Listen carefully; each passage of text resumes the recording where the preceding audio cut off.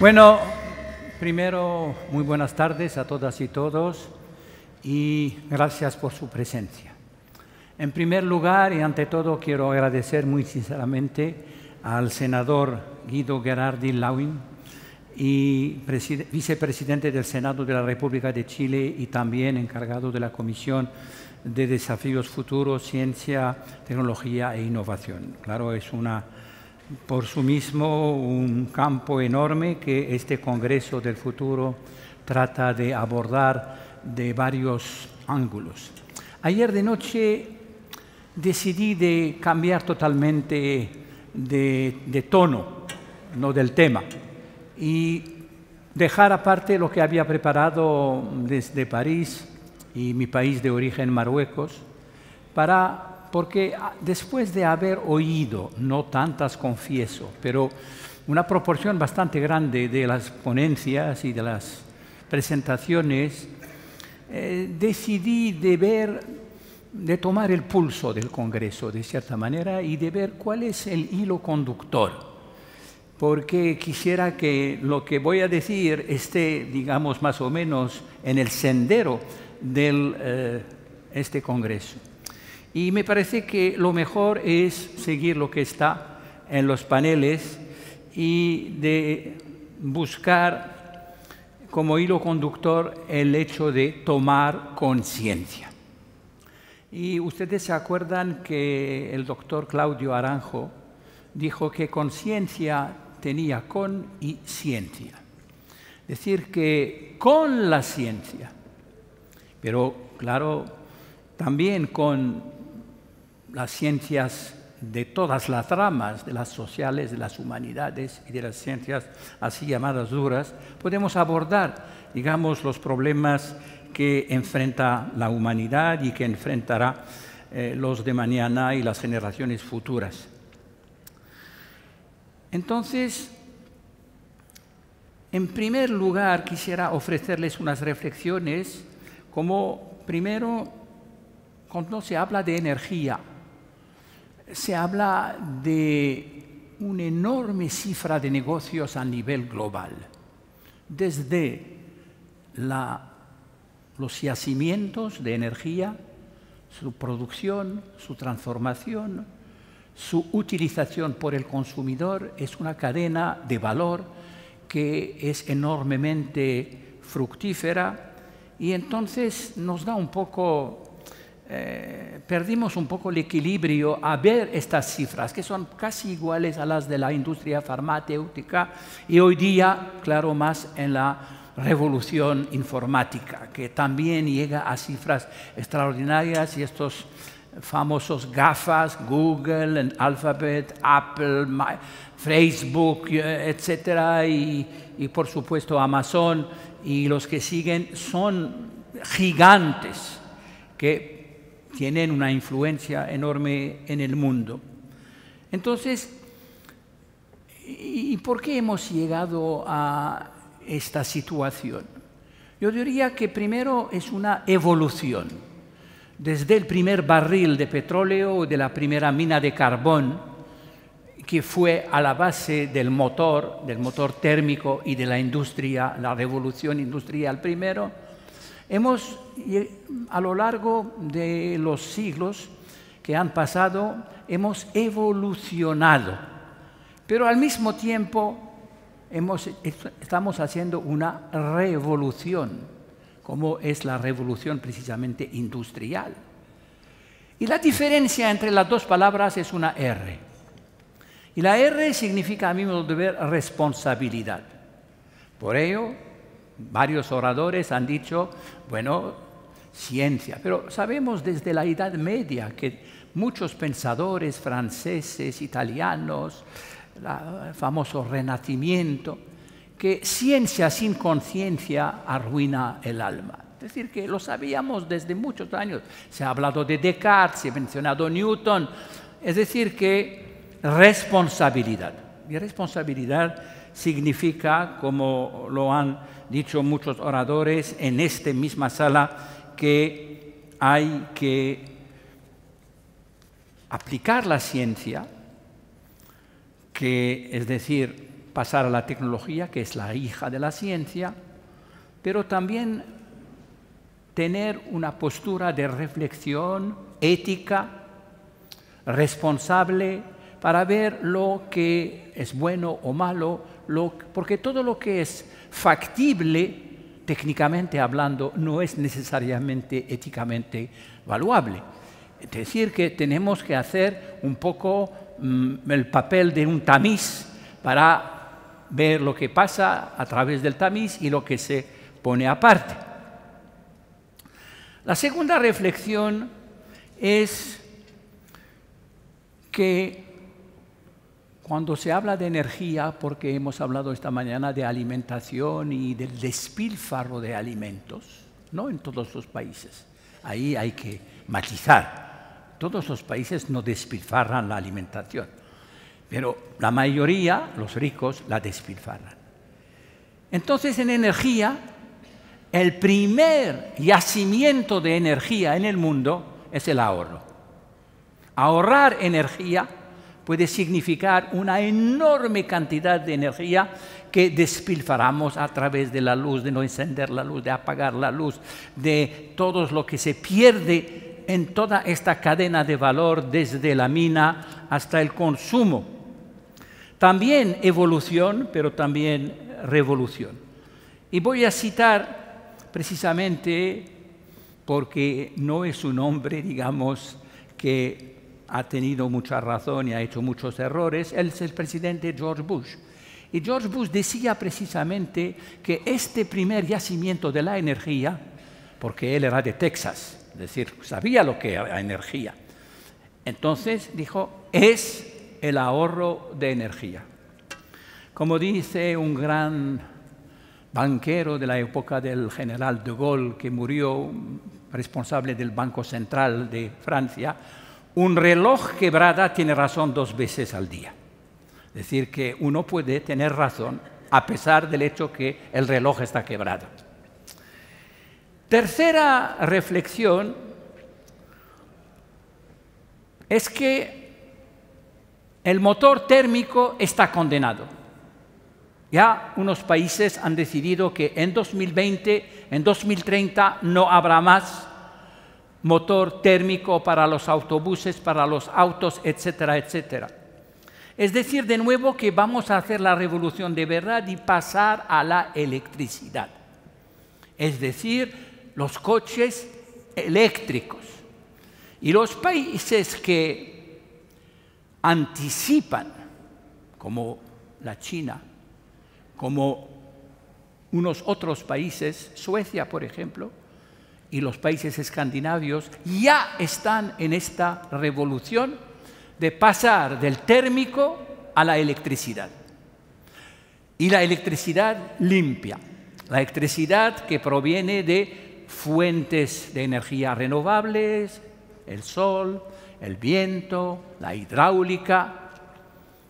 ¿Cómo vas a tener otra charla sobre este tema? No voy a entrar mucho en detalle, pero quería solamente decirles que aquí en 10 años vamos a pasar de una fase a la otra fase. Y para los países en desarrollo es importante que ya todavía deciden de terminar con el coche térmico para pasar al coche eléctrico. ¿Qué significa transferencia de tecnología? ¿Qué transferencia de saber hacer? Y lo digo muy francamente, en un país como el mío de origen, Marruecos, somos el más grande de África, después de Sudáfrica, productor de automóviles. Vamos a llegar a exportar 600 automóviles al año. Da mucho empleo, alrededor de 100.000 empleos se han creado, pero esto no es suficiente para asegurarnos de un crecimiento económico de 6%. Estamos a las 4% y eso no es suficiente. Entonces, la propuesta que hacemos desde la Academia de Ciencias es decir, ahora es el momento para Marruecos de negociar con lo que sea, porque tenemos Renault, Nissan, tenemos Peugeot y todos los que van alrededor de ellos, y acabamos de firmar un acuerdo con BHW Auto Industry de China. Y la China se compromete dentro de 3-4 años de construir una unidad de producción de automóviles eléctricos. Si hacemos este salto, ¿qué significa para un país de este tipo? Significa que vamos a tener un producto de mucho más valor agregado, que se venderá mucho más, que tendrá un mercado que sea el mercado al sur de África del Oeste o al norte de Europa. Entonces, ahí está el cambio, de pasar de un ingreso mediano inferior al ingreso mediano superior. Lo que han hecho España, lo que ha hecho Portugal, es el desafío que tenemos en esta parte de la energía, de pasar poco a poco del petróleo. Eso no significa que vamos a acabar completamente con el petróleo. Habrá siempre nuevos yacimientos, pero la idea es que el petróleo tiene que ser reservado a los usos que son dependientes totalmente de este. Pero el transporte se puede hacer de otra manera.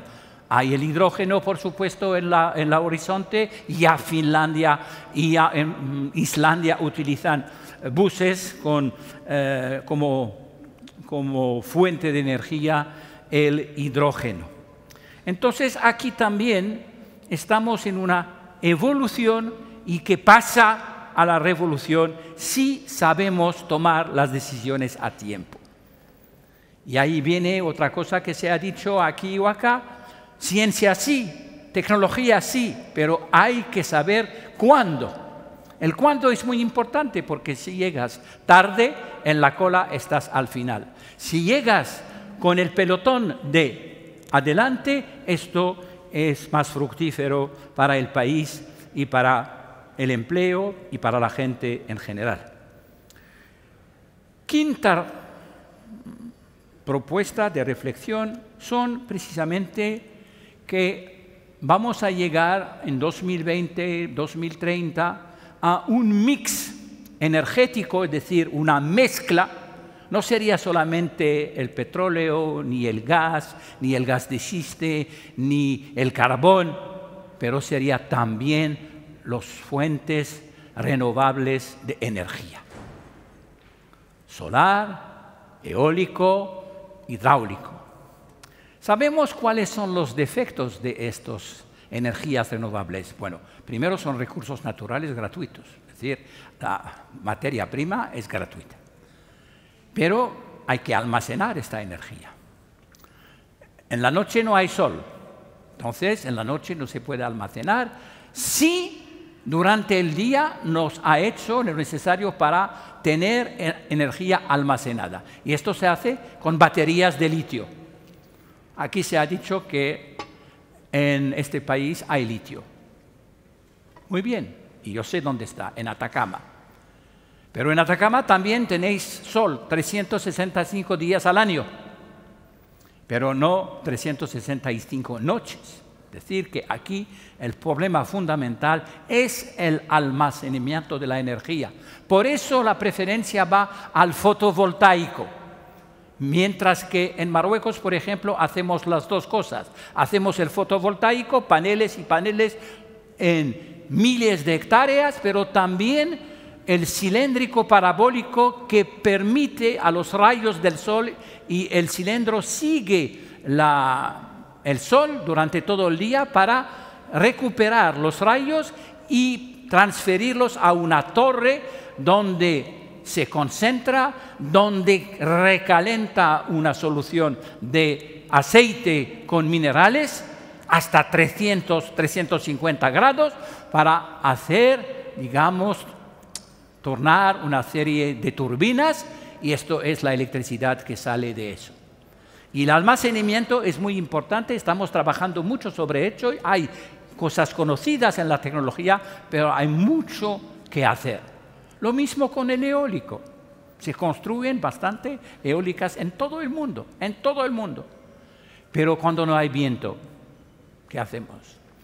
Entonces dependemos del viento. Tenemos en todos los países áreas donde hay mucho viento y ahí hay que poner los eólicos. Bien, los ecólogos nos dicen, bueno, el paisaje, etcétera, completamente de acuerdo, pero se puede hacer offshore, digamos, hasta un poco de las playas, de las rías, y de esta manera perjudicar menos al paisaje. Y esto es una fuente que está creciendo de manera increíble. La China está la primera. Vienen los Estados Unidos y después los escandinavos y Francia, algo por ahí. Y también nuestros países en desarrollo están construyendo parques de, digamos, turbinas eólicas, que son monstruos de 90 metros de altura, pero hay una tecnología muy bien reconocida, muy bien hecha. Por ejemplo, los españoles construyen turbinas excelentes, los daneses también. Y no es solamente los Estados Unidos. Y ahí la China está considerado como un mercado importantísimo para el futuro de esta fuente de energía. No iré más porque habrá una charla sobre el tema y no quiero que haya mucha redundancia. El problema es también el nuclear. El nuclear, un país como Francia, que no tiene ni una gota de petróleo, que tiene muy poco gas natural, ha decidido en 1960 de ir al nuclear y ha construido uno de los parques más importantes de centrales nucleares después de los Estados Unidos. Y de ahí viene la electricidad que tenemos en Francia. La mayoría de la electricidad viene de estos parques. Si eliminamos los parques, ¿de dónde va a venir la electricidad? Claro, fuentes renovables están en marcha, pero no es suficiente. Por eso el gobierno francés está haciendo una política de eliminación progresiva de las centrales, como lo está haciendo Alemania. Porque el problema del nuclear no produce CO2, eso es verdad, es una cosa limpia, salvo que hay desechos. Y estos desechos son muy difíciles de, digamos, transformar. Si dejamos estas fuentes de energía renovables, nos queda, por supuesto, la bioenergía.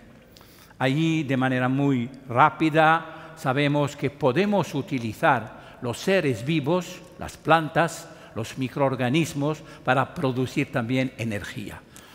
No voy a contar la historia del almidón transformado en etanol después de fermentación alcohólica, de Brasil, que está un gran poder de azúcar y también de etanol. Hubo este gran debate, ¿cómo se puede atrever de utilizar cultivos comestibles y transformarles en biocombustibles? Es un debate, es verdad, pero eso no ha impedido a los Estados Unidos de seguir con subsidios, y particularmente los estados del Midwest, que son los estados que finalmente eligen al presidente de los Estados Unidos. Es decir, tienen un poder, una influencia. No estoy pregonando que esto es la verdad, estoy diciendo que es la realidad. Y la realidad se puede transformar con voluntad política. Por eso el señor Obama ha hecho unos pasitos, pinitos, hacia este futuro. Finalmente, como conclusión, y quedando en el ámbito de este Congreso del futuro, pero a veces he pensado del futuro de la ciencia, pero es el futuro de todo, es el futuro de la humanidad, de la ciencia, de la tecnología. Yo diría que terminaré con una frase que nuestro exdirector general de la UNESCO solía decir, el señor Federico Mayor Zaragoza: hay que tener la memoria del futuro, no del pasado. Es decir, que tenemos que anticipar y rápidamente para estar, digamos, al nivel de las esperanzas de la juventud, porque la mayoría de ustedes son jóvenes, y de las generaciones futuras. Muchísimas gracias.